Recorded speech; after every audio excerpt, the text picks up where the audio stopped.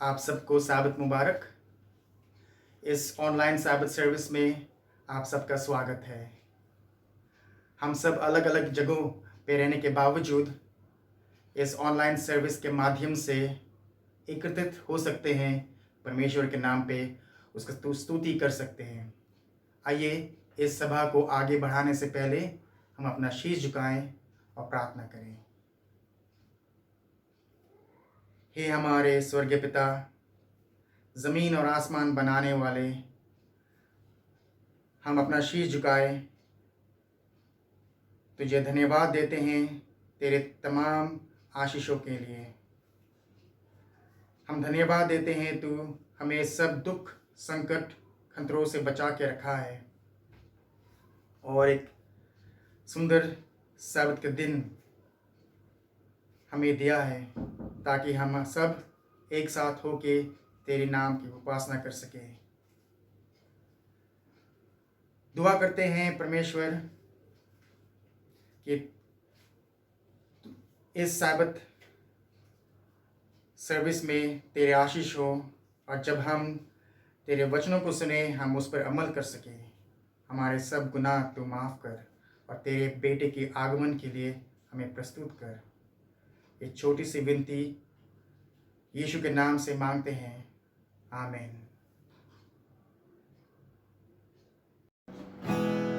नीले आसमां के पार जाएंगे, मेरा यीशु रहता वहाँ। नीले आसमां के पार जाएंगे,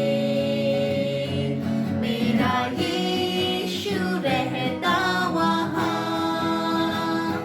हम मिलेंगे बादलों पर, हम मिलेंगे बादलों पर,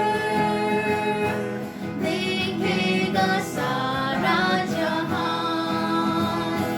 नीले आसमां के पार जाएंगे, मेरा यीशु रहता वहाँ। उसका कोई भी वादा ना होगा अधूरा, हर एक वादा उसका होता है पूरा। उसका कोई भी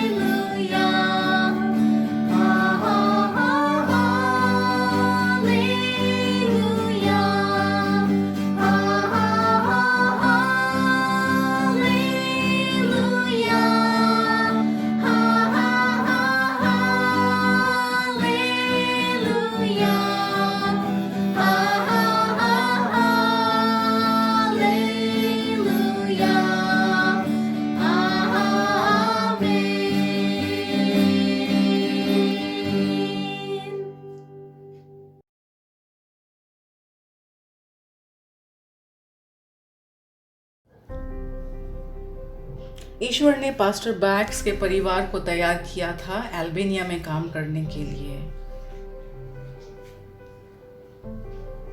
डेल्मा, नाटी और क्लारा अल्बानिया में आए। वे ब्राज़ील में रहते थे। परमेश्वर ने उनके दिलों में एक इच्छा दी कि वो एक नई जगह में जाके परमेश्वर का काम कर सकें। एक ऐसी जगह जहाँ पे उन्हें अलग वातावरण मिले, एक ऐसी जगह जो आरामदायक ना हो और जो उनकी मिनिस्ट्रीज़ के लिए एक चुनौती हो।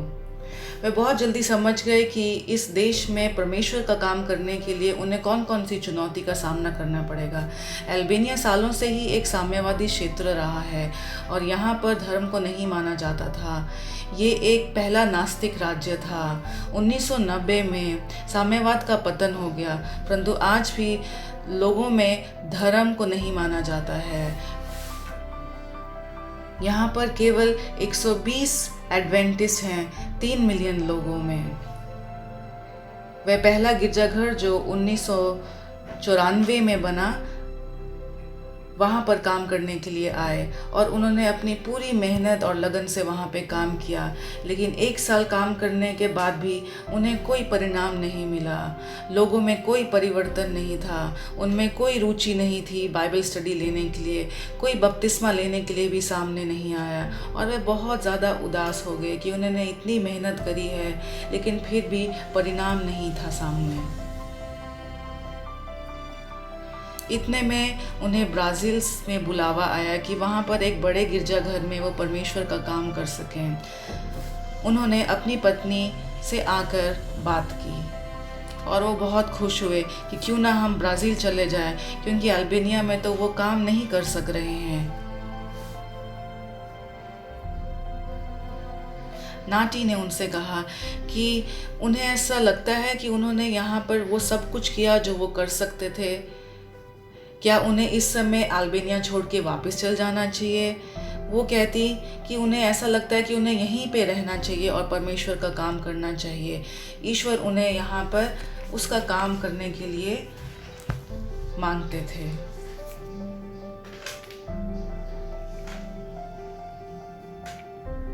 उनके पड़ोस में बहुत सारे बच्चे थे और वो क्लारा को बहुत ज़्यादा पसंद करते थे।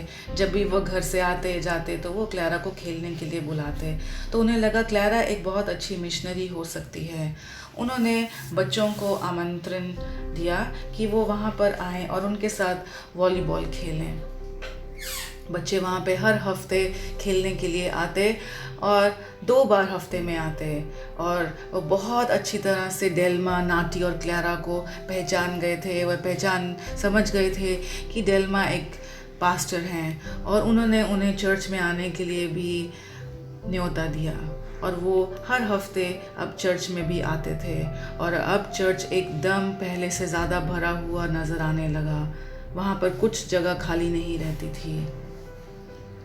उन्होंने वहाँ पर कुछ वॉलंटियर्स की मदद करी। एंजेला वहाँ पर एक वॉलंटियर थी और वो अपने साथ फातियों को चर्च लेकर आई। पास्टर ने उन्हें बाइबल स्टडी दी और उन्हें न्योता दिया कि वो उनके साथ कुछ वक्त दें। वो उनके घर आए और उनके साथ बच्चों के साथ वॉलीबॉल खेलने लगे।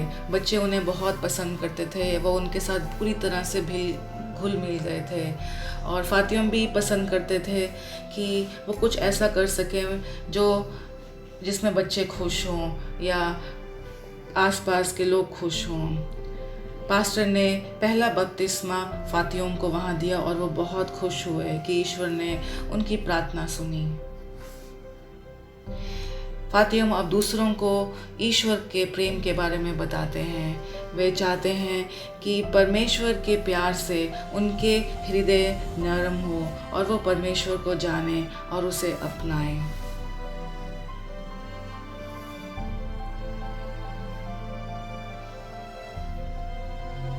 वहाँ पे नए नए चेहरे हर हफ्ते चर्च में देखने को मिलते हैं। नाटी म्यूज़िक जानती हैं, इसलिए उन्होंने बच्चों को वायलिन सिखाना शुरू किया और बहुत से बच्चे वहाँ पर वायलिन सीखने के लिए आने लगे। और उसके साथ स्वास्थ्य और भाषा के कार्यक्रम के बारे में भी लोगों को बताया गया और भविष्य में कुछ नए कार्यक्रम के बारे में भी बताया गया जो उनके लिए मनाए जाएंगे।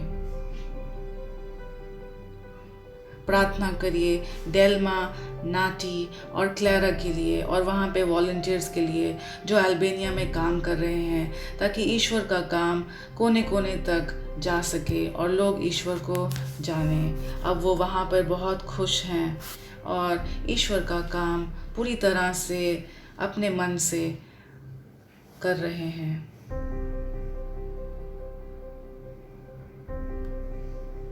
आप सबका धन्यवाद, आपकी प्रार्थनाओं का धन्यवाद और अपनी प्रार्थना में इनके परिवार को अवश्य याद रखें। धन्यवाद।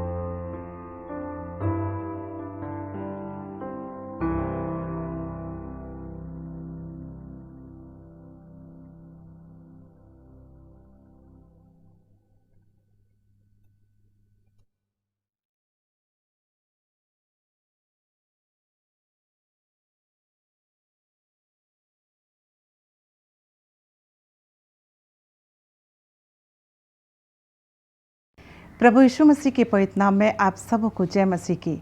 आप सभी दर्शकों का मैं हार्दिक स्वागत करती हूं आज के हमारे साबुत स्कूल पाठ के अध्ययन में, और साथ ही साथ पास्टर भारती का और पास्टर फ्रैंकलिन का मैं हार्दिक स्वागत करती हूं आज के हमारे साबुत स्कूल पाठ के अध्ययन में। इससे पहले कि आज हम अपने साबुत स्कूल पाठ के अध्ययन में आगे बढ़ें, पास्टर फ्रैंकलिन के साथ हम दुआ में जाएंगे। आइए प्रार्थना करें। धन्यवाद देते हैं स्वर्गीय पिता परमेश्वर, आपने हमें मौका दिया है कि आज के इस पवित्र सबत में हम सब अपने अपने घरों में बैठकर आपके सब स्कूल पाठ को सुन सकते हैं।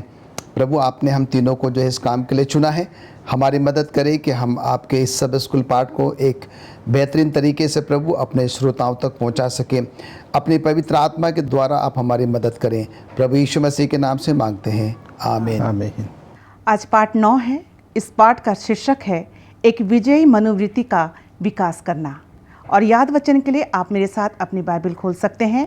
पहला पत्रस उसका 3 अध्याय और उसका 15 पद। यहाँ इस प्रकार से लिखा है, पर मसीह को प्रभु जानकर अपने अपने मन में पवित्र समझो। जो कोई तुमसे तुम्हारी आशा के विषय में कुछ पूछे उसे उत्तर देने के लिए सर्वदा तैयार रहो, पर नम्रता और भय के साथ। परमेश्वर अपने वचन पर आशीष दे। जैसा कि हम सब जानते हैं, जब प्रभु यीशु मसीह इस दुनिया में थे, काफ़ी बड़ी भीड़ उनके पीछे होती थी, उनके पास आया करती थी, उन्हें सुनती थी, अपनी तकलीफ़ों के बारे में उनसे बातें करती थी, उनको अपनी तकलीफ़ों के बारे में बताती थी। प्रभु यीशु मसीह हर एक लोगों को, चाहे वो बुज़ुर्ग हो, चाहे वो महिला हो, पुरुष हो, बच्चे हो, हर एक के तकलीफ़ों को सुनते थे और उनका निवारण करते थे। कई ऐसे लोग उनके साथ चलते थे, कई ऐसे बुद्धिमान लोग उनके साथ चलते थे, कई ऐसे धर्मी अगुवे उनके साथ रहते थे, और कई ऐसी बातें होती थीं जिनकी वजह से प्रभु यीशु मसीह उन्हें डांट फटकार भी लगा दिया करते थे। कहने का मतलब ये है, प्रभु यीशु मसीह के नज़रिए का बड़ा ही महत्व है। अजीज़ों, आज के हम साबुत स्कूल अध्ययन के इस पाठ में प्रभु यीशु मसीह के नज़रिए के बारे में अध्ययन करेंगे। आइए हम रविवार के पाठ में चलते हैं, और रविवार के पाठ को ध्यान पे रखते हुए मैं पास्टर भारती, मैं आपसे जानना चाहूँगी, रविवार का पाठ ये है सुसमाचार के लिए ग्रहणशीलता। और इस रविवार के पाठ को ध्यान पे रखते हुए आपसे मेरा सवाल है कि सामरिया में यीशु की सेवकाई से क्या लाभ हुआ? जिसका संबंध आज आपने क्वेश्चन यहाँ पे किया है, इसका संबंध अगर हम देखें तो यूहन्ना की किताब उसके 4 अध्याय में एक घटना का जिक्र किया गया है। और हमारे दर्शक अगर याद करते हैं तो पिछले हफ्तों में हमने इस घटना के बारे में सीखा, लेकिन आज इस घटना के आखिरी अध्याय को, आखिरी चैप्टर को जो है, हम इसकी आखिरी लाइनों के बारे में हमें आज यहाँ पर सीखने के लिए जा रहे हैं कि यीशु मसीह के व्यवहार की वजह से एक स्त्री यीशु मसीह के पीछे जो है वो चलने लगी, और उसके शागिर्द हो जाने से, यीशु मसीह का चेला बन जाने की वजह से वो वापस अपने घर गई, और जाकर के उसने अपने गांव में, अपने नगर में यीशु मसीह के बारे में बताया, जिसने उसके जीवन के बारे में सब कुछ बता दिया था। उसकी गवाही को सुनकर के सामरिया के लोग, सुखार नगर के लोग, उन्होंने उस स्त्री की बातों का जो है विश्वास किया, और वो जो है उनकी बातों का विश्वास करके वो उसके साथ उस व्यक्ति से मिलने के लिए उस कुएं पर आए जिस पर वो बैठा हुआ था, जिसको हम याकूब के कुएं के नाम से जानते हैं। और जब वो वहाँ पर आए तो उन्होंने उसके साथ बातचीत की, और उसके साथ बातचीत करके उसको दावत दी कि आप हमारे साथ आएँ, हमारे बीच में रहें, और हमें और प्रभु के वचन के बारे में सिखाएं। यीशु मसीह ने उनके निमंत्रण को स्वीकार किया। वो उनके साथ 2 दिन रहे, और 2 दिन रहने के साथ साथ उन्होंने उनके साथ परमेश्वर का वचन बांटा, और उन्होंने खुदावंद यीशु मसीह को अपना मुक्तिदाता, अपना मसीहा ग्रहण किया, जो यहाँ यूहन्ना की किताब उसके 4 अध्याय और उसकी 39 आयत से लेकर के मैं कुछ 42 आयत तक यहाँ पढ़ना चाहता हूँ। लिखा है कि उस नगर के बहुत से सामरियों ने उस स्त्री के कहने से यीशु पर विश्वास किया, क्योंकि उसने यह गवाही दी कि उसने सब कुछ जो मैंने किया है मुझे बता दिया। इसलिए जब वे सामरी उसके पास आए तो उससे विनती करके कहने लगी कि हमारे यहाँ आ रहा है। अतः वह 2 दिन तक रुका रहा। उसके वचन के कारण और भी बहुत से लोगों ने विश्वास किया, और उस स्त्री ने कहा, अब हम तेरे कहने से ही विश्वास नहीं करते, क्योंकि हमने आप ही सुन लिया है और जानते हैं कि यही सचमुच में जगत का उद्धार करता है। तो यहाँ पर हम देखते हैं कि यीशु मसीह के व्यवहार की वजह से वो स्त्री यीशु मसीह का कहना जो है वो मानती है और जा कर के लोगों को बताती है और लोग उसकी बात का विश्वास करते हैं और उसके बाद आकर के यीशु मसीह से मुलाकात करते हैं, दरख्वास्त करते हैं और उनकी दरख्वास्त जो है वो स्वीकार की जाती है। और तब यीशु मसीह उनके बीच में 2 दिन रह कर के उनको प्रभु यीशु मसीह परमेश्वर का संदेश सुनाते हैं और अब उनकी ये गवाही होती है कि अब हम तेरे कहने से ही नहीं बल्कि अब हम अपने कानों से सुन लिया है कि यही जगत का उद्धार करता है। तो यहाँ पर मैं ये बताना चाहता हूँ अपने दर्शकों को कि सामरी स्त्री वो अपने समाज के बीच में ही थी, वो भी सामरी थी और जो सुनने वाले थे वो भी सामरी थे। उन्होंने जो है अपने ही व्यक्ति का उन्होंने जो है विश्वास किया और विश्वास करके वो यीशु मसीह के पास आए और उसके बाद उन्होंने प्रभु का वचन सुना। आगे हम पाते हैं कि यीशु मसीह के जाने के बाद प्रेरितों की किताब उसके 8 अध्याय में यहाँ जिक्र किया गया है कि फिलिपुस भी जो है अब सामरिया में जाता है और प्रभु का संदेश सुनाता है। और उसके बाद बातें हैं ये इसी अध्याय में कि यूहन्ना और पतरस भी जो हैं वो उनके बीच में जाते हैं, उन लोगों के लिए प्रार्थना करते हैं जो अन्य जाति के लोग थे, जो सामरिया थे, उनके लिए प्रार्थना करते हैं और प्रार्थना करने से प्रभु की पवित्र आत्मा उनके जीवन में जो है वो उतर जाती है और उसके बाद वहाँ परमेश्वर का वचन बहुत तेजी के साथ वहाँ जो है वो होने लगता है। तो यहाँ हम देखते हैं कि जो एक बंजर भूमि थी जिसको यीशु मसीह के चेले सोचते थे कि ये बंजर भूमि है, लेकिन यीशु मसीह ने सकारात्मक सोचा कि मैं वहाँ पर जाऊँगा, लोगों को प्रभु का बीज बोऊंगा और वो फल लाएगा। और हम देखते हैं कि वो 10 गुना 20 गुना जो है वो फल लेकर के आया। पास्टर भारती, देखिए बहुत अच्छी बात आपने बताई है और इस सब बातों में मुख्य बात यह है कि यीशु मसीह का स्वभाव, यीशु मसीह का बर्ताव, यीशु मसीह का जो नज़रिया है और यीशु मसीह के उस स्वभाव के द्वारा, नज़रिए के द्वारा जो है वो स्त्री जो है वो बचाई गई और ना जाने उसके द्वारा कितने लोग जो है प्रभु यीशु मसीह को जो है वो जाने होंगे। पास्टर भारती बहुत ही अच्छा ने अपना विचार हमारे सामने रखा कि सही में हमारा जैसे प्रभु यीशु मसीह का व्यवहार था वैसे हमारा भी व्यवहार होना चाहिए ताकि हमारे व्यवहार को देखकर लोग प्रभु यीशु मसीह की तारीफ कर सकें। पास्टर पास्टर फ्रैंकलिन, मैं सोमवार के पाठ को ध्यान पे रखते हुए, सोमवार का पाठ है एक रूख अनुकूलन। सोमवार के पाठ को ध्यान पे रखते हुए आपसे मैं जानना चाहती हूँ कि हमारा सकारात्मक दृष्टिकोण लोगों को प्रभु के पास लाने में और हमारा नकारात्मक दृष्टिकोण लोगों को प्रभु से दूर ले जाने में क्या भूमिका अदा करता है? बहुत ही अच्छा प्रश्न आपने हमारे सामने रखा है। इस पूरे त्रिमास में हम साक्ष्य के बारे में जो है वो अध्ययन कर रहे हैं और जब हम साक्ष्य के बारे में बात करते हैं तो जब हम लोगों से मिलते हैं, उठते बैठते चलते फिरते हैं, हम परमेश्वर के वचन को उनको जो है वो बताते हैं और परमेश्वर के वचन को उन लोगों तक पहुंचाने के लिए हमारा दृष्टिकोण बहुत ज़रूरी है। हमारा नज़रिया, हमारा रुख, हमारा जो है हमारी जो सोच है वो बहुत ही सकारात्मक या सही होना बहुत ज़्यादा ज़रूरी है। मान लीजिए कि भी हमारे पास बाइबल का तो पूरा ज्ञान है, आप उत्पत्ति से लेकर जो है वो प्रकाशित वाक्य तक 66 किताबों का आप ज्ञान रखें, आप धर्म का ज्ञान रखें, वो सारी बातों का आप ज्ञान रखें, पर आपका जो दृष्टिकोण है अगर वो सही नहीं है तो वो जो है लोगों के लिए एक बहुत बड़ा नुकसान का कारण भी जो है वो बन सकता है। और हम यहाँ पर देखते हैं कि यीशु मसीह ने जो है यूहन्ना 15:15 में जो है उनसे ये कहा कि मैं तुम्हें जो है अब दास नहीं कहता, अब मैं तुम्हें क्या कहता हूँ, एक मित्र कहता हूँ। और हम यहाँ पर देखते हैं कि यीशु मसीह अपने लोगों को जो है वो मित्र करके जो है वो संबोधित कर रहा है। और इसके लिए हमारे पास 2 आयतें और हैं। अगर हम मत्ती उसके 15वें अध्याय में 21 आयत से लेकर 28वें आयत तक अगर हम जाएं तो यहाँ बताया जाता कि यीशु मसीह जो है सूर और सैदा से होकर गुजर रहे थे और एक कनानी स्त्री जो है वो जोर जोर से चिल्लाकर क्या होती है, वो यीशु मसीह के पास आ जाती है, भीड़ में आ जाती है और वो कहती कि हे प्रभु, हे दाऊद की संतान, तू क्या कर, मुझ पर दया कर, क्योंकि मेरी बेटी को जो है दुष्ट आत्माओं ने जकड़ लिया है, मेरी बेटी के अंदर दुष्ट आत्मा बस गई है। पर हम देखते हैं कि यीशु मसीह उस कनानी महिला को नजरअंदाज करते हैं, अनसुना करते हैं और अपने चेलों के साथ आगे बढ़ जाते हैं। और कुछ देर जाने के बाद भी जो है ये कनानी स्त्री जो है वो शांत नहीं होती।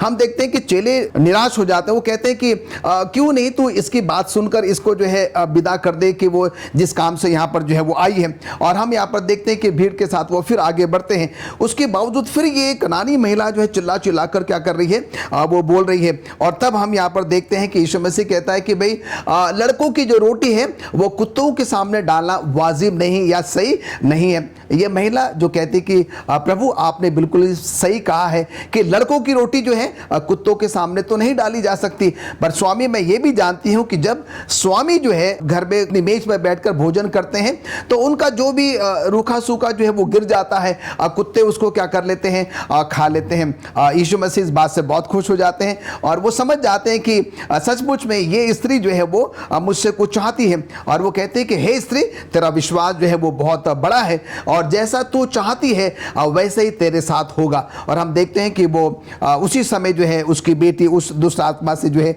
जो ग्रसित थी वो जो है वो चंगी हो जाती है। उसके बाद हम जो है एक और आयत देखते हैं जिसको कि हम जल्दी से लेना चाहते हैं।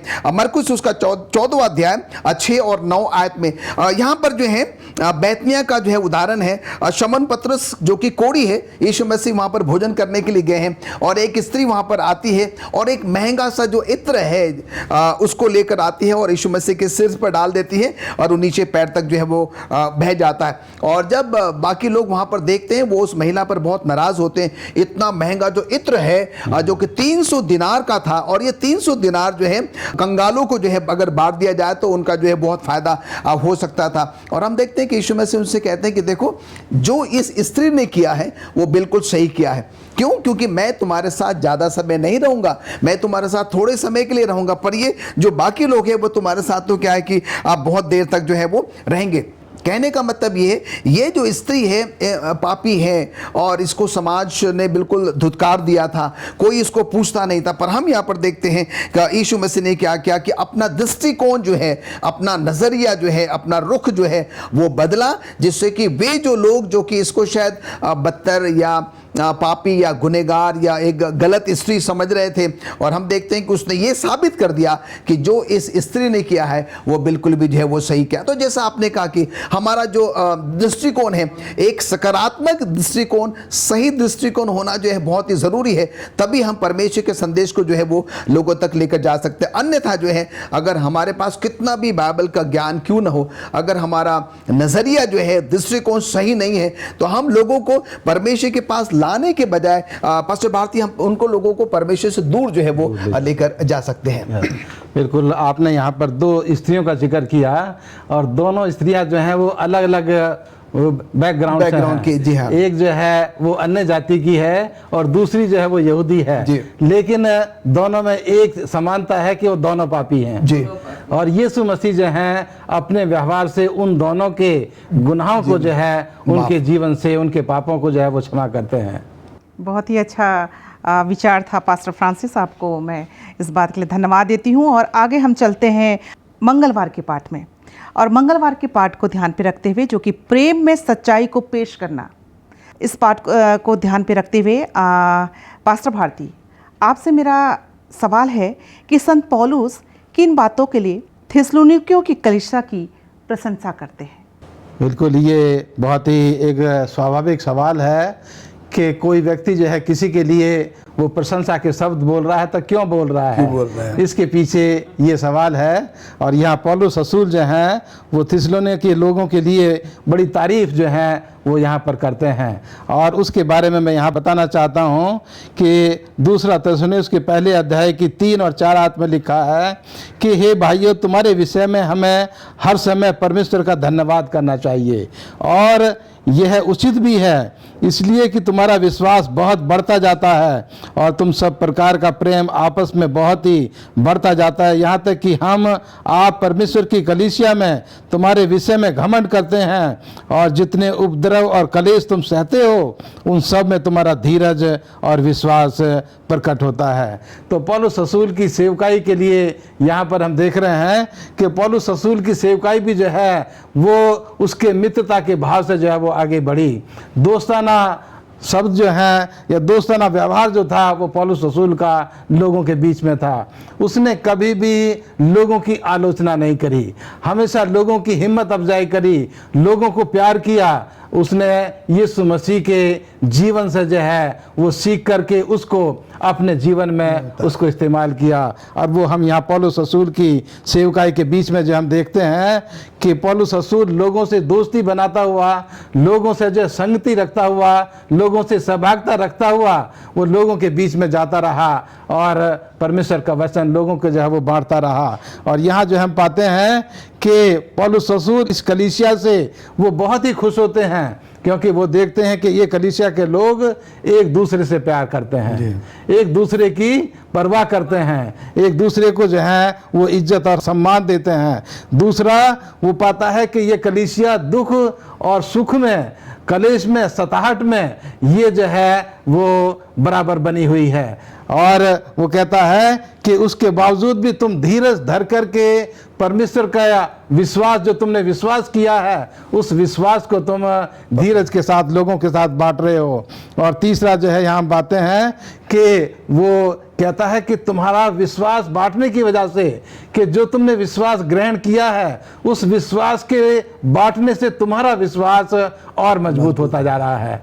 और इसको देख करके मैं तुम तमाम लोगों का शुक्रिया अदा करता हूँ, तुम लोगों का धन्यवाद देता हूँ कि तुम्हारी सोच जो है वो सकारात्मक सोच है, तुम्हारी सोच जो है एक दूसरे के लिए अच्छी सोच है। और इसी वजह से ये कलीसिया तरक्की के रास्ते पर आगे बढ़ती जा रही है। तो यहाँ पर हमें बताना चाहता हूँ कि इंसान जब परमेश्वर के सामने हलीम होकर के, नम्र होकर के और दयालु होकर के आता है तो परमेश्वर जो है उसकी अगुवाई करता है और उसके जो उसने वचन दूसरों के साथ बांटा है उस वचन में परमेश्वर जो है वो उन लोगों को आगे बढ़ाता है।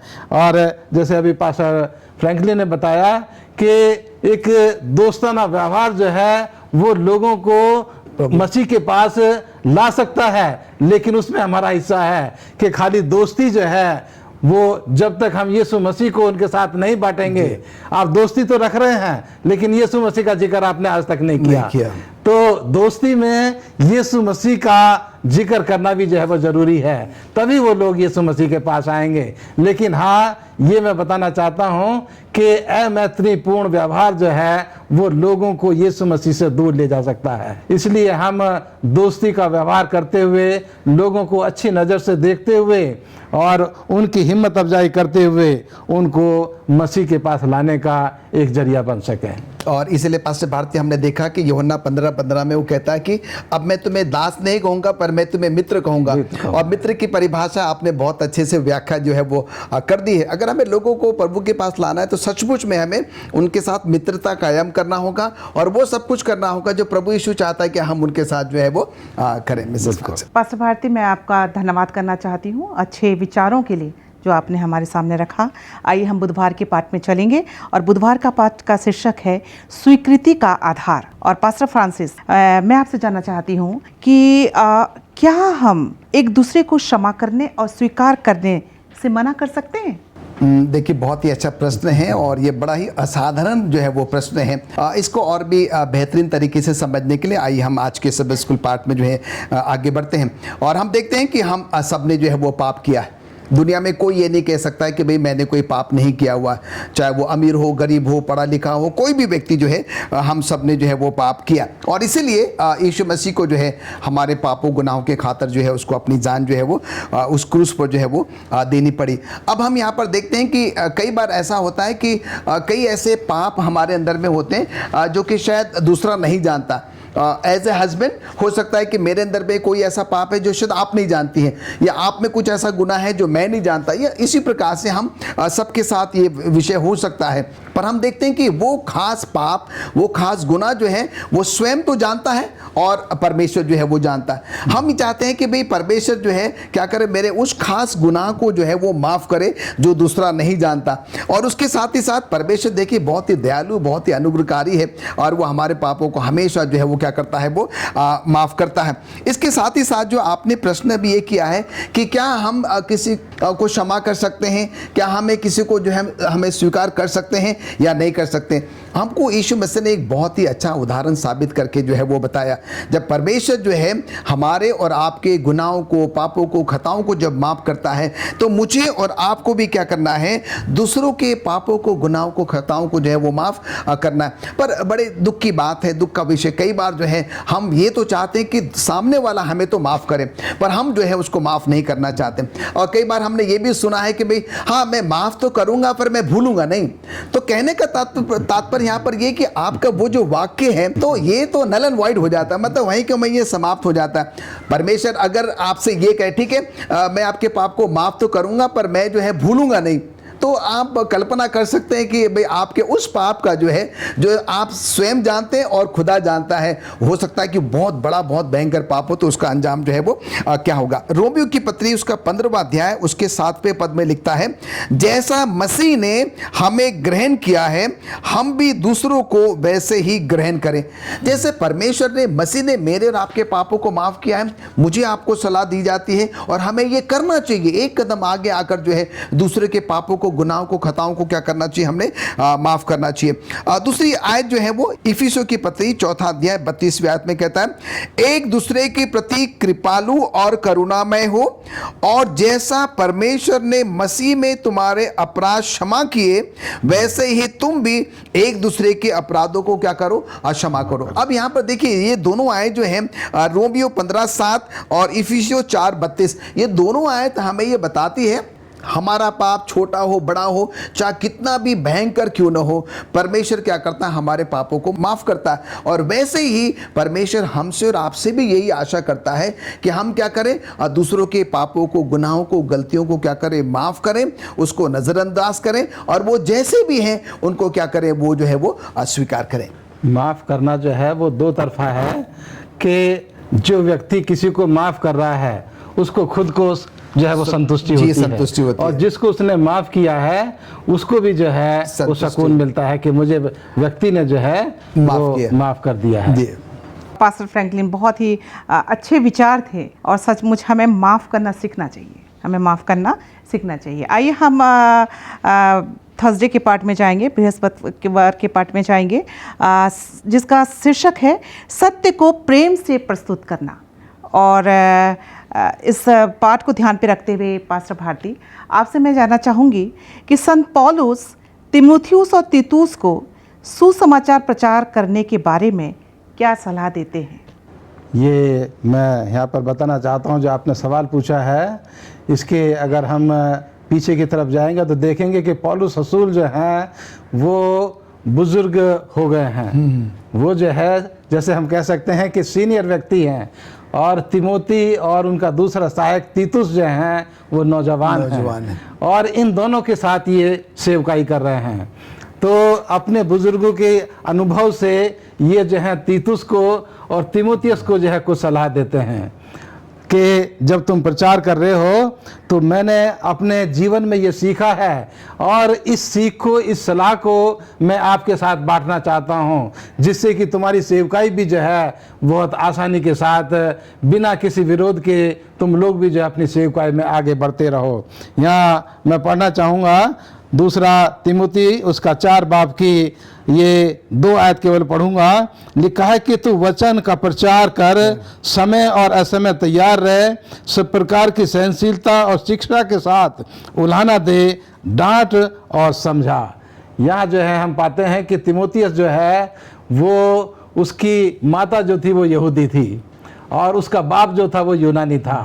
तो इसकी जो बैकग्राउंड थी वो ट्यून, उसकी 2 बैकग्राउंड लेकर के, 2 भूमिका लेकर के वो मसीह का काम कर रहा है। और हम जानते हैं कि उसके जीवन पर जो था वो दोनों का असर था। लेकिन तीतुस जो था वो अन्य जातियों में से मसीह को उसने ग्रहण किया था, और वो भी पौलुस रसूल के साथ यहाँ काम कर रहा है। और इन दोनों नौजवानों को वो कहते हैं कि तुम जो हो, जब परमेश्वर की सेवा कर रहे हो तो मैं तुम्हें सलाह और तुम्हारी हिम्मत अफजाई के लिए इन शब्दों को मैं तुम्हारे साथ कहना चाहता हूँ कि जब तुम सेवा करो तो धीरज धरना, धीरज धरना, धीरज के साथ जो है वो तुम अपनी सेवा में जो है वो आगे बढ़ना। और दूसरा जो है वो कहता है कि अगर तुम्हारे जीवन में सताहट या विरोध भी आए तो तुम ना घबराना, तुम ना घबराना, बल्कि अपने विश्वास में जो है वो आगे बढ़ते रहना और गवाही देते रहना। और दूसरा वो सलाह देता है कि जब तुम सेवकाई कर रहे हो तो कुछ लोग ऐसे होते हैं जो बहुत ही मूर्खतापूर्ण, बहुत ही बेकार के सवाल जो है वो तुम्हारे पास तुम्हारे सामने करेंगे। तो उनको कहता है कि उनको जो है तुम उनसे तुम बचने की जो है उनके ऊपर ज़्यादा ध्यान मत देना, और अपना जो उद्देश्य है उसको तुम अपने सामने रखना। और पौलुस रसूल आखिर में अपने जीवन के उदाहरण दे करके उनको कहता है कि देखो मैंने अपने जीवन में कितनी मुसीबतें उठाई, कितनी परेशानी उठाई, मेरा जीवन भी जो था वो ख़त्म होने पर था, लोग मुझे मारना चाहते थे, लेकिन मैंने खुदावंद यीशु मसीह में अपना विश्वास जो है वो रखा कि मैंने खुदावंद यीशु मसीह को ग्रहण किया है, वो मेरा उद्धार करता है, वो मेरा बचाने वाला है, वो मुझे कभी भी जो है वो नाश नहीं होने देगा। और उस उदाहरण से, अपने जीवन की जीवनी से, अपने जीवन की गवाही से ये इन दोनों नौजवानों को परमेश्वर की सेवकाई करने के लिए मजबूत करता है। और हम पाते हैं कि उसके बाद तीमुथियुस जो हैं और तीतुस जो है वो बहुत मेहनत के साथ वो प्रभु की सेवा में जो है वो आगे बढ़ते हैं। और इसलिए यहाँ वो कहता है कि चाहे समय हो चाहे असमय हो, तुम्हें प्रभु का प्रचार करने के लिए तैयार रहना है। ये कितनी अच्छी सलाह है। ये नहीं कि तुम जो है जब सुबह के 10 बजे हैं तभी तुम्हें प्रचार करने जाना है। अगर कोई व्यक्ति तुम्हारे पास जो है वो रात के 10 बजे भी आया है तो तुम्हें ये नहीं कहना है कि नहीं, ये समय मेरे पास नहीं है कि मैं आपको परमेश्वर का वचन सुना सकूं। और अगर कुछ लोग जो हैं वो आपको परेशान कर रहे हैं तो उनकी सहन करना है जी, सहनशीलता के साथ और धीरज के साथ प्रभु की सेवकाई में आगे बढ़ते रहना है। बाकी परमेश्वर तुम्हारी अगुवाई करेगा। पास्टर भारती, आपने बता दें कि पौलुस रसूल जो है वो तीमुथियुस को और तीतुस को ये बताना मांग रहे हैं कि अब वो बुजुर्ग हो गए हैं और वो जो कटु अनुभव उनका रहा है, अब वो ये जानते हैं कि ये दोनों नौजवान जो है ये दुनिया को फेस करेंगे और बहुत सारी परेशानियों का सामना करना पड़ेगा। और इसलिए जो है वो अपने कटु अनुभव उनके साथ बांटते हैं और वो कहते हैं कि तुम्हें निराश होने की ज़रूरत नहीं, परेशान होने की ज़रूरत नहीं, और हमेशा तुम्हें जो है क्या करना है, प्रभु के काम के लिए जो है वो तैयार रहना। और ये संदेश हम सबों के लिए भी है कि हमें हमेशा प्रभु के काम के लिए जो है वो तैयार रहना चाहिए। पास्टर भारती, अच्छे विचारों के लिए मैं आपको धन्यवाद दूंगी। और आइए हम फ्राइडे के पाठ में चलेंगे। फ्राइडे के पाठ को ध्यान पे रखते हुए पास्टर फ्रैंकलिन, मैं आपसे जानना चाहूँगी, मिसिस इजी वाइट, उनकी बुक युगों की अभिलाषा, पेज नंबर 826 और 827 के द्वारा हमें क्या समझाना चाहती है? बड़ा ही अच्छा प्रश्न आपका है। मिसेस एलन जी वाइट जो कि हमारी सेवेंथ एडवेंटिस्ट चर्च की नबिया हैं और वो युगों की अभिलाषा की नाम की जो किताब है और उसमें पृष्ठ नंबर 826 और 827 में जो है इस बात का जो है वो वर्णन करती है। और इसी को अगर हम बाइबल में अगर हम जाएं तो यशायाह उसका 40वां अध्याय जो है उस पर भी जो है वो क्या करती है, इसी बात को जो है वो दोहराती है। उन्हीं आयतों को लेकर जो है अपनी इस किताब में युगों की जो अभिलाषा है पृष्ठ नंबर 826 और 827 में जो है इसका उल्लेख करती है। और बताया जाता है कि यहाँ पर जो है यीशु मसीह के दृष्टिकोण के बारे में, उसके रुख, उसके नज़रिए के बारे में जो है वो क्या कर रही है, वो बात कर रही है। और हम देखते हैं कि जब यीशु मसीह दुनिया में थे उनका दृष्टिकोण जो था वो बहुत ही अचरज वाला था, बड़ा कोमल था, बड़ा नर्म था, बड़ा ही स्नेही था, बड़ा ही दया से भरा हुआ था। और यीशु मसीह लोग जो हैं यीशु मसीह की तरफ जो है वो आकर्षित हो जाया करते थे। और हम यहाँ पर देखते हैं कि इसी बात को ध्यान में रखते हुए जो है मिसेस एलन जी वाइट जो है ये बात हमें और आपको जो है वो समझाने की कोशिश कर रही है कि कैसे मैं और आपका जो दृष्टिकोण है, जो नज़रिया है, वो बदलने की बहुत बहुत ज़्यादा जो है वो ज़रूरत है। और मैं यहाँ पर आपके लिए पढ़ना चाहूँगा परमेश्वर के वचन में से यशायाह उसका 40वां अध्याय, और हम उसकी पहली, उसकी 9वीं और उसकी 11वीं आयत देखेंगे। इसी संदर्भ में मिसेस एलन जी वाइट ने जो है अपनी किताब युगों की अभिलाषा पृष्ठ नंबर 826 और 827 में जो है ये बिल्कुल भी मेल खाता है। तुम्हारा परमेश्वर का कहना यूं है कि मेरी प्रजा को शांति दो, शांति दो। उसके बाद 9वीं आयत में कहता है, हे सियोन जो शुभ समाचार सुनाने वाली ऊंचे पहाड़ पर चढ़ जा, हे यरूशलेम को शुभ समाचार सुनाने वाली बहुत ऊंचे सबसे सुना और वो अपने परमेश्वर को देखे। उसके बाद हम 11वें पद में देखते हैं कि वो चरवाहे के समान अपने झुंड को चराएगा, वो भेड़ों के बच्चों को अंकवार के लिए रखेगा और दूध पिलाने वालों को धीरे धीरे जो है वो ले चलेगा। कहने का मतलब यहाँ पर ये है, अगर हम मिसेस एलन जी वाइट की जो किताब है युगों का अभिलाषा पृष्ठ नंबर 826 827 में, और उसको जो जब हम इस आयत के साथ यशायाह 40 उसकी पहली आयत, उसकी 9वीं आयत और उसकी 11वीं आयत को जब हम जोड़ते हैं तो हम देखते हैं कि यहाँ पर एक ऐसा संदेश निकल कर बाहर आता है। मिसेस एलन जी वाइट हमें ये बताना चाहती है कि जब यीशु मसीह दुनिया में थे, उनका जो दृष्टिकोण था, उनका रुख, उनका रवैया जो था वो बहुत ही दया से भरा हुआ था, स्नेह से जो है वो भरा हुआ था। और आज के परिवेश में मुझे और आपको भी जो है ये सलाह दी जाती है परमेश्वर के वचन के माध्यम से कि जब कभी भी हम लोगों के बीच में जाते हैं, हमारा सोच विचार, हमारा रहन सहन, हमारा रुख, हमारा रवैया, हमारा दृष्टिकोण जो है वैसा ही होना चाहिए जैसे कि प्रभु यीशु मसीह का था। और जब हम इन बातों को ध्यान में रखते हुए एक साक्षी के तौर पर लोगों के पास जाएंगे, लोगों को प्रभु यीशु मसीह के बारे में बताएंगे, तो हम देखते हैं कि हम सब जो कि यीशु मसीह की आमद का इंतजार कर रहे हैं, है ना, वो हम क्या करेंगे, उससे पहले ज़्यादा से ज़्यादा लोगों को जो है हम प्रभु यीशु मसीह के पास जो है वो ला सकेंगे। मिसेस फ्रांसिस, जैसे आपने बताया अभी, और जो हमारे पर्चे का सार भी है कि हमारा रवैया जैसे खुदामंद यीशु मसीह का रवैया था, जैसा उनका नज़रिया था, जैसा उनका दृष्टिकोण था, अगर वही दृष्टिकोण, वही नज़रिया, वही रवैया हमारे जीवन में आ जाए तो जिस तरह से खुदामंद यीशु मसीह की सेवकाई जो थी वो संपूर्ण थी, वो फ्रूटफुल थी, और उसी तरह से जो आज मसीह जगत है, जो मसीह लोग हैं, अगर वो भी खुदामंद यीशु मसीह के जीवन को अपने जीवन में धारण कर लें तो आज भी जो है हर एक मसीह व्यक्ति का जीवन वो आशीष में होगा और प्रभु यीशु मसीह की सेवकाई बहुत तेज़ी के साथ इस दुनिया में आगे बढ़ेगी। पास्टर फ्रांसिस, मैं आपका धन्यवाद करना चाहूँगी आपके अच्छे विचारों के लिए। और अजीज़ों, मैं आप सबों को बताना चाहती हूँ कि हम अंत के समय में चल रहे हैं। परमेश्वर के काम को हमें आगे बढ़ाने की सख्त ज़रूरत है और इसके लिए हमें अपने आप को नम्र बन के चलना है।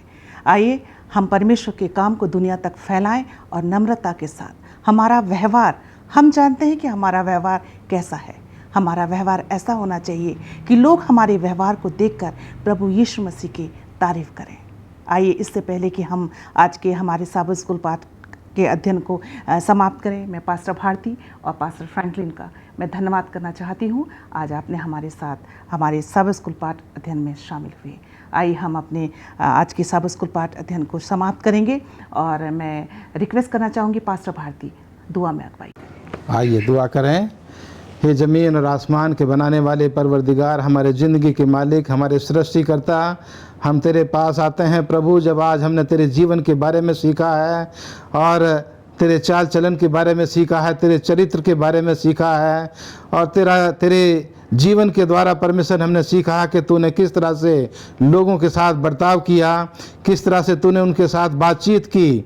परमेश्वर, हम चाहते हैं कि तू हम में से हर एक की मदद कर कि प्रभु हम तेरे जीवन के द्वारा उन बातों को सीख सकें जो तेरे जीवन में पाई जाती थीं और उनमें आगे बढ़ सकें। हम तमाम की अगुवाई कर मसीह के नाम से मांगते हैं, आमीन।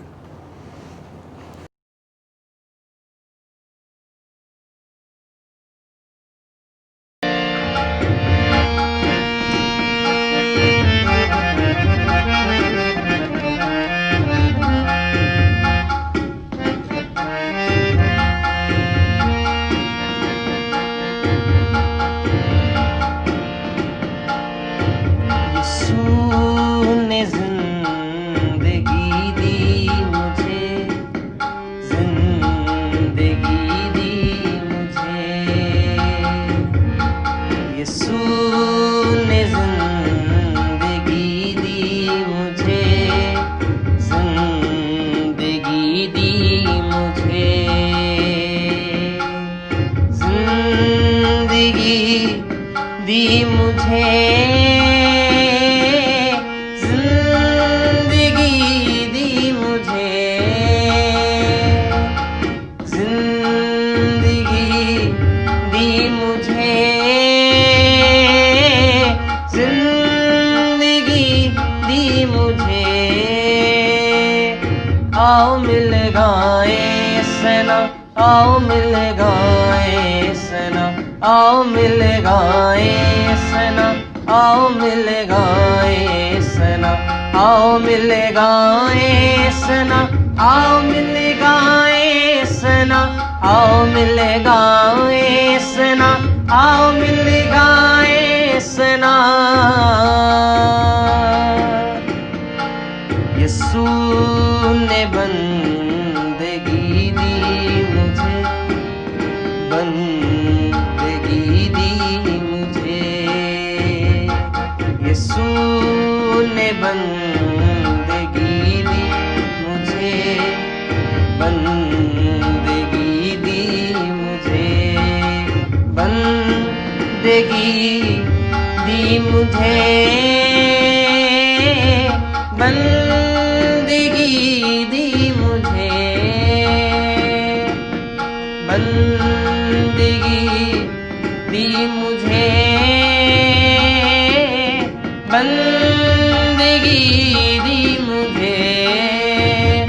आओ मिल गाए सना, आओ मिल गाए सना, आओ मिल गाए सना, आओ मिल गाए सना, आओ मिल गाए सना, आओ मिल गाए सना, आओ मिल गाए सना, आओ मिल गाए सना। यीशु ने ताज़गी दी मुझे, ताज़गी दी मुझे, यीशु ने ताज़गी दी मुझे, ताज़गी दी मुझे,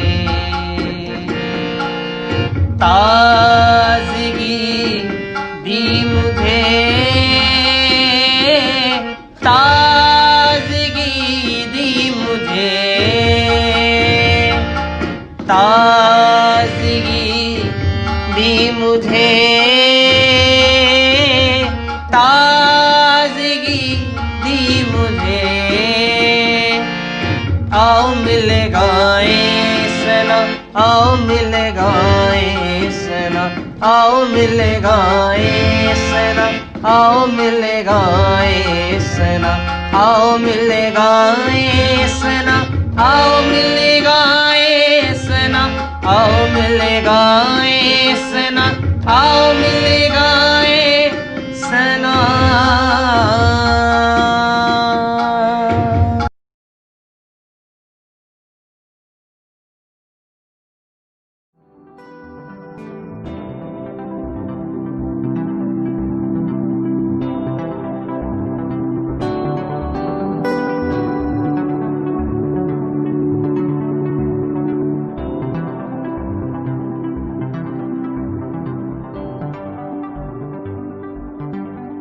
मेरे प्यारे भाइयों बहनों, आज मुझे बहुत ही खुशी है कि आपके साथ मिलकर खुदा की तारीफ कर सकते हैं।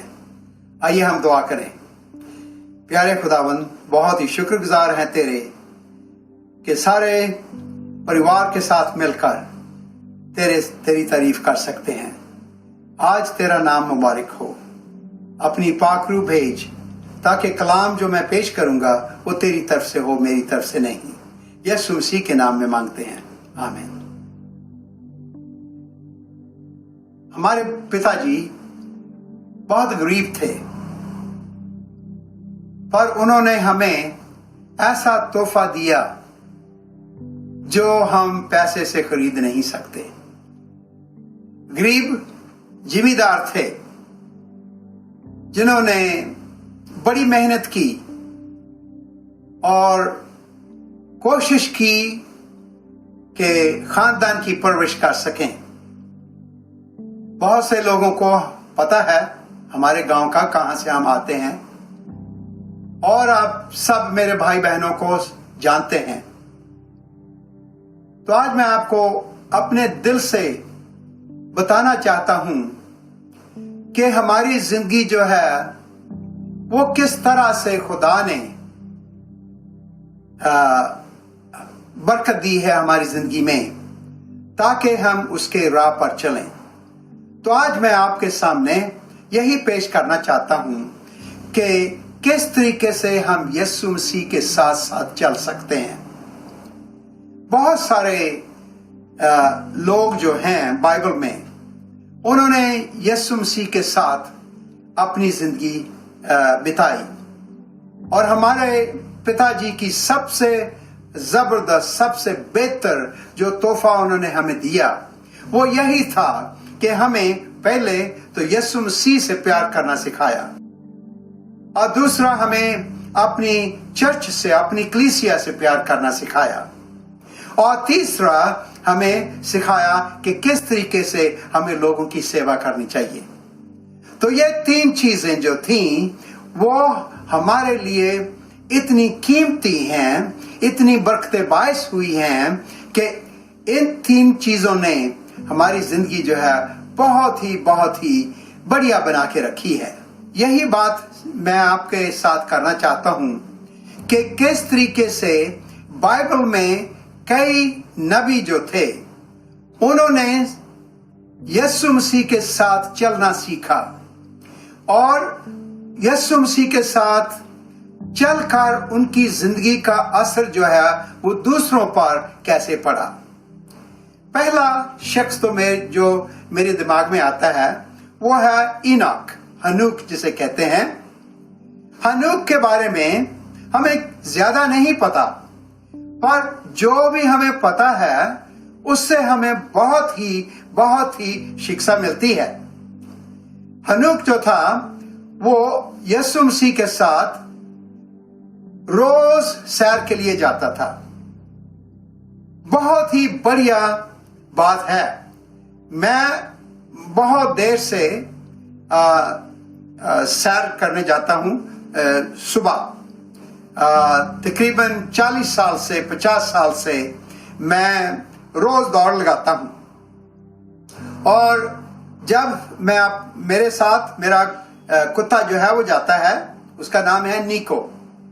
जब हम पहाड़ के ऊपर चढ़ जाते हैं तो हम दोनों वहां बैठकर यीशु मसीह के साथ बातचीत करते हैं, और वो बड़ी खामोशी से मेरे साथ बैठा रहेगा, और जब मैं कहता हूं आमीन, उसको पता है कि अब दुआ जो है वो खत्म हो चुकी है, फिर वो एकदम चलने की कोशिश करेगा।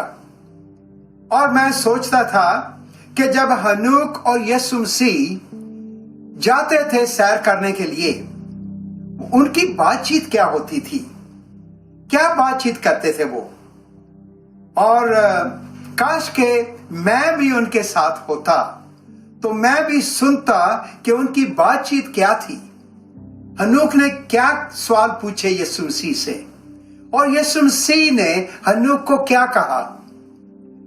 मैं सोचता हूं कि हनूक ने पूछा होगा कि मुझे कुछ ना कुछ बताइए, आसमान पे लोग कैसे रहते हैं, कैसे वहां भी ऐसी बातें होती हैं जैसे कि हमारी दरमियान होती हैं, वहां कैसा माहौल है। और मुझे पता है कि यीशु मसीह ने कहा होगा कि वहां हम सब एक दूसरे से प्यार करते हैं, वहां कोई हम एक दूसरे की निंदा नहीं करते, एक दूसरे की हम चुगली नहीं करते।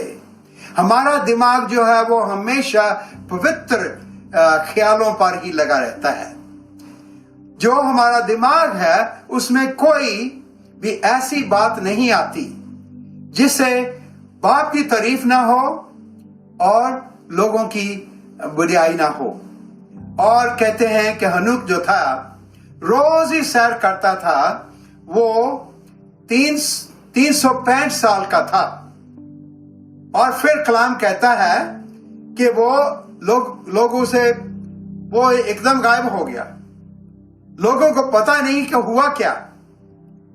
तो मैं सोचता हूं कि यीशु मसीह जब सैर कर रहे थे, हनूक को कहा होगा, हनूक मेरा घर जो है तेरे घर से नजदीक है, तू यहीं रह। और देखिए कि हनूक जो है वो रोज यीशु मसीह के साथ चलता था। यीशु मसीह के साथ सफर करने वालों को खुदा जो है वो तैयार कर लेता है कि वो आसमान पर उसके साथ रह सकें। सो हमें यहां एक ही खास काम करना चाहिए, वो है यीशु मसीह के साथ साथ चलना। और जब हम यीशु मसीह के साथ साथ चलते हैं तो हम इस लायक बन जाते हैं, हम तैयार हो जाते हैं कि हम किस तरीके से आसमान में रहेंगे। मुझे बहुत ही खुशी है जब भी मैं पढ़ता हूं हनूक की कहानी, और जब मैं खुद भी सैर करने जाता हूं, मैं सोचता हूं काश के यीशु मसीह मेरे साथ साथ चलता हो। तो जब हम जाते हैं पहाड़ पर और हम बात करते हैं यीशु मसीह से, मुझे इतनी खुशी होती है। और सुबह मैं 5:30 या 6 बजे उठता हूं और सबसे पहले मैं सैर करने जाता हूं, क्योंकि मुझे पता है कि जब मैं पहाड़ी पर चढ़ूंगा वहां हम यीशु मसीह के साथ बातचीत करेंगे। दूसरा शख्स जो मेरे दिमाग में आता है वो है इब्राहिम। इब्राहिम जो है वो भी हमेशा खुदा के साथ साथ चलता था। इब्राहिम का बाप जो था वो बुत बनाने की उसकी बिजनेस थी, बुत बनाना। वो पुतले बनाता था ताकि लोगों को बेचे।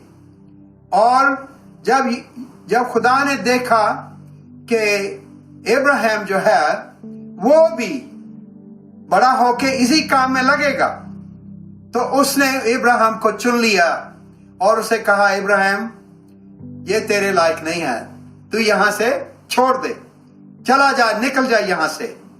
और इब्राहिम को खुदा ने चुना और उसे कहा कि मैं तुझे ऐसी जगह लेके जाऊंगा जो मैंने तैयार की है तेरे लिए।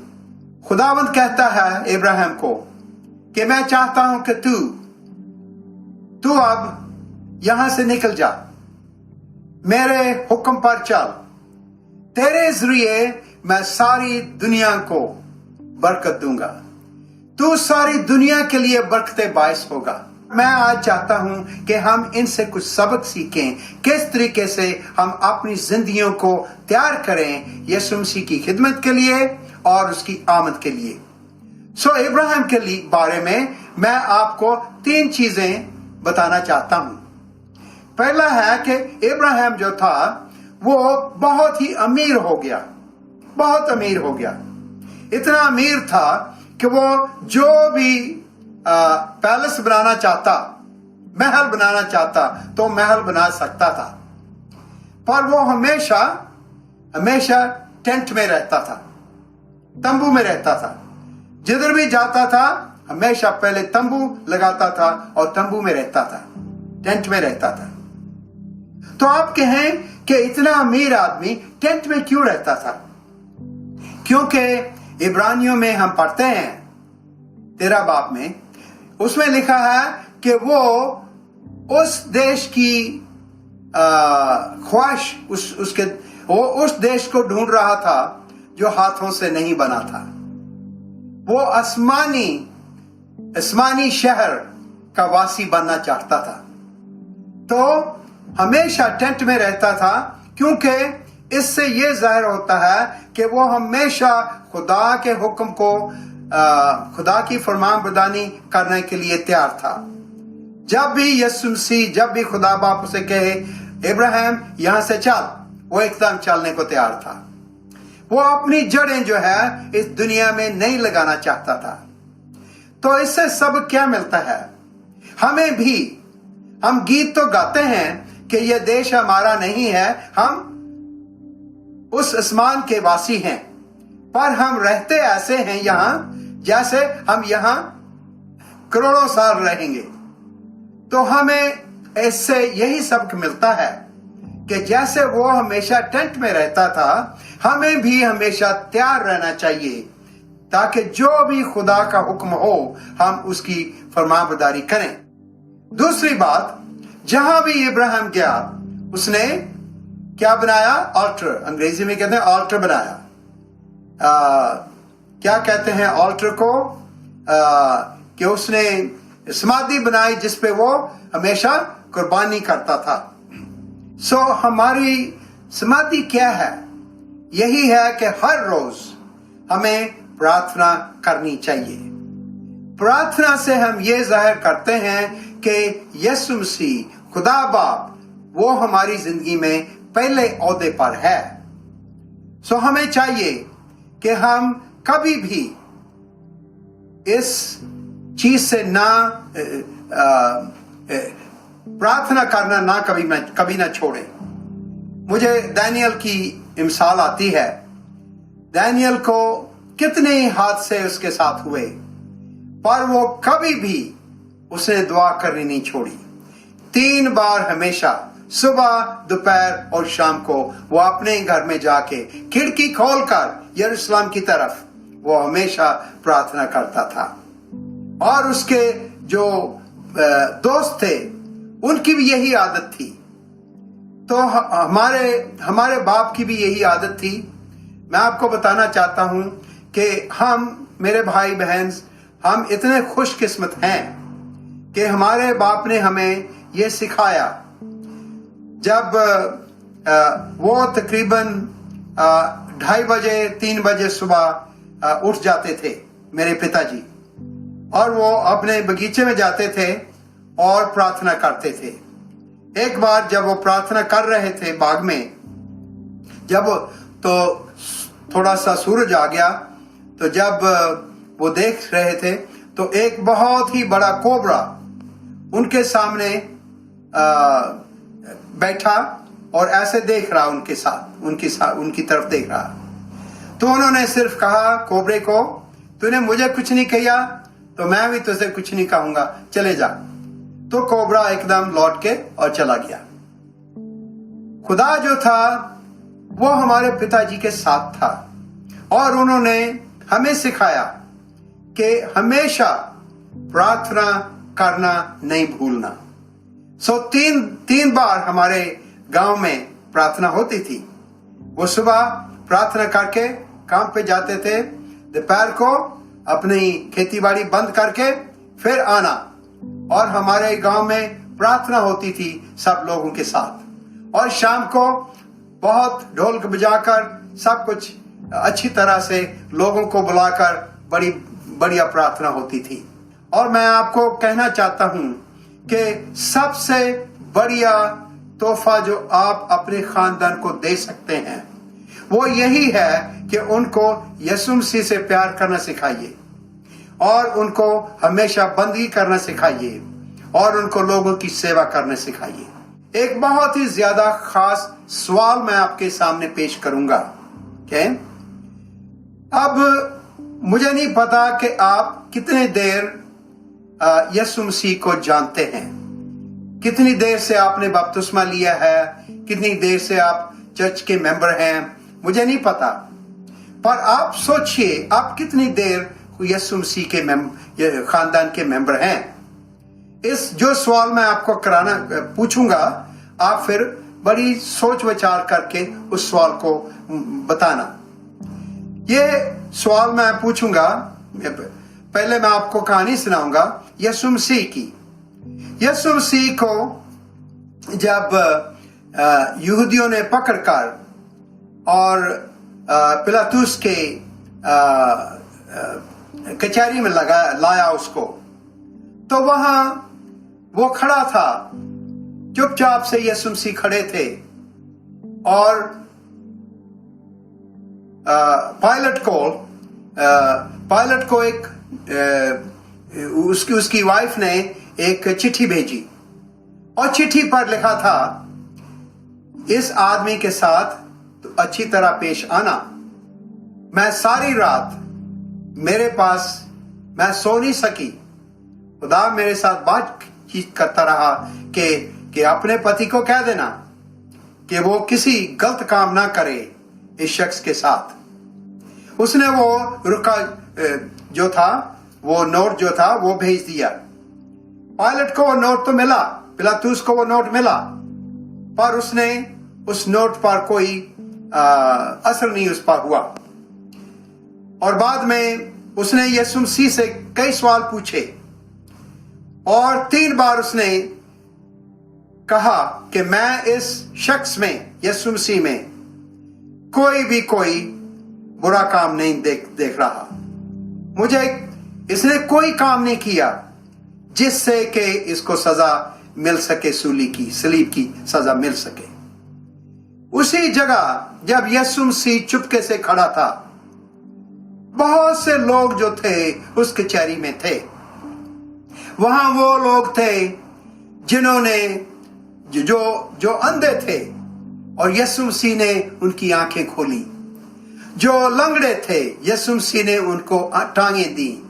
जो बीमार थे, यीशु मसीह ने उनको शिफा दी। वहां लोग थे जिनको कोई पसंद नहीं करता था, पर यीशु मसीह ने उनको गले लगाया।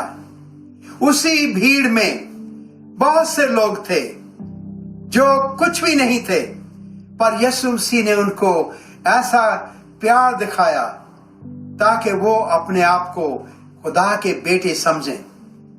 पर जब पायलट ने पूछा, पिलातुस ने जब पूछा मैं क्या करूं यीशु मसीह को, तो लोगों ने चिल्ला के कहा, हमें ये नहीं चाहिए, हमें तू जो कैदी है, हमें कैदी, अंग्रेजी में उसे बराबस कहते हैं, हमें वो दे दे, उसको रिहाई दे दे और इसको सलीब दे। यहूदियों ने उसको कहा कि इसको सलीब दे। तो पायलट ने जो सवाल पूछा, वो सवाल मैं अब आपको पूछना चाहता हूं। पायलट ने जब उसकी पेश नहीं चली और वो छोड़ नहीं सका यीशु मसीह को, वो लोगों को नाराज नहीं करना चाहता था, वो यहूदियों को नाराज नहीं करना चाहता था, क्योंकि वो सोचता था कि ये अगर यहाँ कोई बहुत गड़बड़ होगी तो मेरा अपना काम शायद खुश जाए। तो वो उन सब को खुश करना चाहता था। तो उसने क्या किया, उसने पानी लेकर अपने हाथ धो दिए। कहता कि मैं अब हाथ धोता हूं, इसका खून जो है वो मेरे ऊपर ना हो। तो वो पूछता है लोगों से कि तुमने कैदी को मांगा है कि मैं उसको रिहाई दूं, क्योंकि पिलातुस जो है एक आदमी को रिहाई दे सकता था उस वक्त, ये उसका दस्तूर था। तो जब वो पूछता है, वो कहते नहीं, हमें यीशु मसीह नहीं चाहिए, हमें ये कैदी चाहिए, इसको तुम माफ कर दे, पर यीशु मसीह को सलीब दे। तो वो पूछता है, वो कहता है अगर तुम्हें कैदी चाहिए तो मैं यीशु मसीह के साथ क्या करूं? तो भाइयों बहनों, ये सवाल मैं आपसे पूछ रहा हूं, आप कितनी देर से अपने आप को मसीही कहते हैं? मैं कितनी देर से अपने आप को मसीह का चेला कहता हूं? हम क्या करें यीशु मसीह के बारे में? क्या कर रहे हैं हम यीशु के मसीह के बारे में? क्या हमारी जिंदगी जो है वो इसकी यीशु मसीह की गवाही देती है, या हमारी जिंदगी हमारी गवाही देती है कि हम हैं जो हैं? या हम अपने कारोबार में लगे रहते हैं और हम सोचते हैं कि दुनियावी चीजें जो है वो ज्यादा कीमती हैं हमारे लिए, इसकी बजाय कि यीशु मसीह। मेरी दुआ तो ये है आजकल, और मैं आपको बता देता हूं कि मेरी दुआ क्या है इन दिनों में। जैसे दिन नूह के वक्त थे, ऐसे दिन अब हैं। मेरी दुआ ये है हमेशा कि खुदा बाप तू मुझे ऐसा दिमाग दे जैसा यीशु मसीह में था, ऐसा दिमाग जिसमें कोई भी ऐसी चीज ना आए जिससे तेरी तारीफ ना हो। मैं हमेशा ऐसा दिमाग चाहता हूं कि खुदा की तारीफ हो और लोगों की भलाई हो। मैं ऐसे लफ्ज चाहता हूं ताकि मेरे मुंह से कोई ऐसा लफ्ज ना आए जिससे खुदा की निंदा हो और लोगों की निंदा हो। मैं चाहता हूं कि मेरे लफ्जों से खुदा की तारीफ हो और लोगों की भलाई हो। मैं चाहता हूं कि मेरे हाथों और मेरे पांव से उन लोगों की सेवा हो जिनके लिए यीशु मसीह ने आकर अपना प्यारा खून दिया। जब मैं सोचता हूं यीशु मसीह की यात्रा, उसका सफर जो उसने किया पिलातुस के कचहरी से पहाड़ी तक जहां उसको सलीब दी गई, मैं ऐसे मेरा शरीर जो है काम जाता है कि कैसे उसने ये सब कुछ मेरे लिए सहा, मेरी खातिर वो ऐसी हादसे से निकला। बहुत ही मेरा दिल जो है गमगीन हो जाता है। तो मैं चाहता हूं कि मेरे हाथों से, मेरे पांव से कोई ऐसी बात ना हो मेरे हाथों से जिससे उसकी निंदा हो जाए, ताकि मेरे पांव जो हैं वो वहीं जाएं जहां मैं किसी न किसी की सेवा कर सकूं। फिर मैं कहता हूं कि खुदावन मेरा दिल जो है, बाइबल कहती है कि इंसान का दिल बहुत ही कमबख्त है, हमेशा गलत ही चीजें इसमें आती हैं।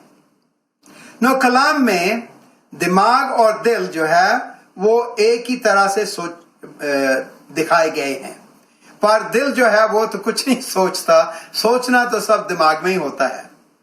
पर दिल में मैं चाहता हूं कि इस दिल में सिर्फ एक ही शख्स रहे, वो हो यीशु मसीह। इस दिल में और किसी की भी रिहाइश ना हो, क्योंकि जब यीशु मसीह हमारे दिलों में रहता है तो फिर हम सबकी रिहाई समझते हैं। हमारे बाप ने यह भी हमें सिखाया कि कभी अपनी कलीसिया की निंदा नहीं करनी, क्योंकि चाहे मुझे कुछ पसंद हो या ना पसंद हो, मैं अपनी कलीसिया के अफसरों की या अपनी कलीसिया की कभी निंदा नहीं करना चाहता, क्योंकि ये सब हम एक ही खानदान के मेंबर हैं। हम खुद बैठकर बता सकते हैं कि ये ऐसे नहीं, ऐसे होना चाहिए, पर मैं निंदा नहीं करूंगा इधर उधर जाके। ये बहुत ही जरूरी बात मैं आपको बताना चाहता हूं, क्योंकि हम जो हैं 2 कुरिन्थियों 3 बाब की 2 और 3 आयत में लिखा हुआ है कि हम सब यीशु मसीह के पत्र हैं, हम उसके लेटर्स हैं, लिविंग लेटर्स। तो ये भी कह सकते हैं आप कि हम यीशु मसीह के बिल बोर्ड्स हैं। बिल बोर्ड देखते हैं ना आप सड़क पर, जिस पर लिखा होते हैं, लोग एडवर्टाइज करते हैं। हम ऐसे हैं जिस हमारी जिंदगी देखकर लोग जो हैं उनको पता लगता है कि खुदा बाप कैसा है, कि इनका खुदा कैसा है। इनका खुदा जो है वो इनको उसके बारे में वो उनको पता लगता है कि हमारा खुदा कैसा है। मैं छोटी सी कहानी आपको बताऊंगा। एक मेरा दोस्त था जो क्रिश्चियन नहीं था, तो मैं उसे कहा करता था कि मेरे चर्च पे आओ, और एक दिन उसने मुझे कहा कि मैं आपको एक बात बताना चाहता हूं।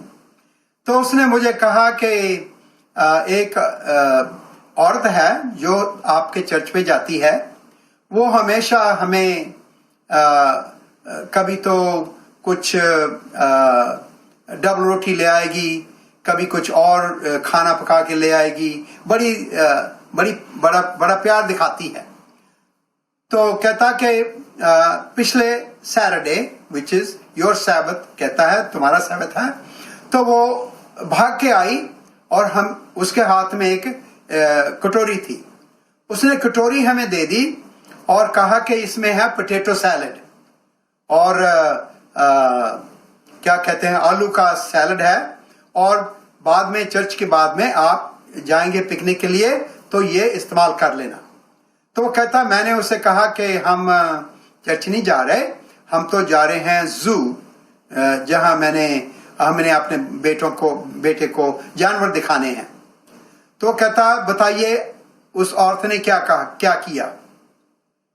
उसने वो कटोरी हमारे हाथ से लेकर वापस चली गई। कहता कि आपके चर्च ने, तुम्हारे चर्च ने कोई असर नहीं डाला इस औरत पर, इसकी जिंदगी नहीं बनी, तो मेरे वहां जाने से क्या फायदा होगा। तो मैंने उससे मैं शर्मिंदा तो बहुत हुआ, मुझे पता नहीं था मैं क्या करूं, पर खुदा ने मुझे अक्ल दी। मैंने उसे बताया, मैंने कहा भाई जी, चर्च जो है और कलीसिया जो है ये म्यूजियम नहीं है, ये अस्पताल है।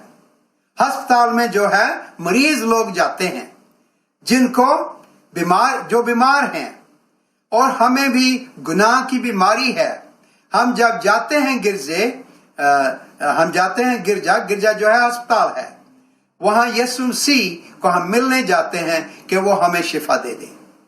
हमें पता है कि आखिरी दिनों में बहुत लोग पश्चिमत हो जाएंगे।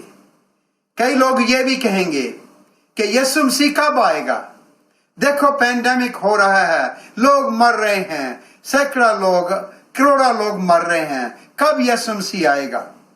तो मैं आपको अब एक आखिरी कहानी सुनाना चाहता हूं ताकि आपका ईमान जो है वो कमजोर ना हो। यहां अमेरिका में एक बहुत बड़ी दरिया है, उसका नाम है मिसिसिपी।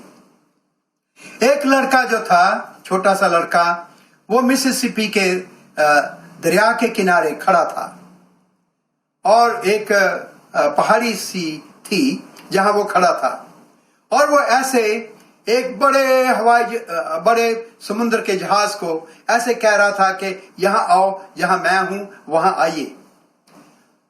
एक आदमी जो खड़ा था उधर, वो कहता है बच्चे को, कहता है, बच्चे तुम क्या बेवकूफ हो, जहां तुम खड़े हो ये जहाज कभी वहां नहीं आएगा।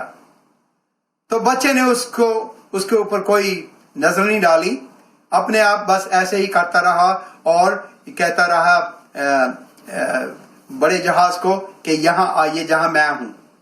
थोड़ी देर के बाद जहाज जो है वो एकदम वहीं आया जहां बच्चा था। तो एकदम उछलकर चढ़ गया जहाज पर, और उसने पीछे देखा उस आदमी को, और उसने देख के कहा, सर मैं बेवकूफ नहीं हूं, मुझे पता था कि ये जहाज जो है समुद्री जहाज मेरे पास आएगा, क्योंकि कैप्टन जो है वो मेरा डैडी है। हमें तो पता है भाइयों बहनों, चाहे कैसा भी माहौल आ रहा है, हमें पता है कि यीशु मसीह आने ही वाला है। हमें किसी तरह से पश्चिमत होने की कोई जरूरत नहीं है। मुझे पता है कि आज 10 साल के बाद मैं हिंदी में बोला हूं, और कुछ हिचकिचाहट भी थी, पर मैं बहुत शुक्रगुजार हूं कि आपने मुझे मौका दिया, और खुदा आप सबको बरकत दे। आइए हम दुआ करें। प्यारे खुदा बाप, बहुत ही शुक्रगुजार हैं कि तूने मुझे मौका दिया कि मैं अपने सारे खानदान को हिंदुस्तान में इस पैगाम को बता सका। मैं चाहता हूं कि उन सबको तेरी बरकत हो। अपने फरिश्ते जो हैं एक एक जी के साथ रख, ताकि उनको बहुत ही बरकत हो। हमें पता है कि तू बहुत जल्दी आने वाला है, हमें तू तैयार ही रख। मसीह के नाम में मांगते हैं, आमीन।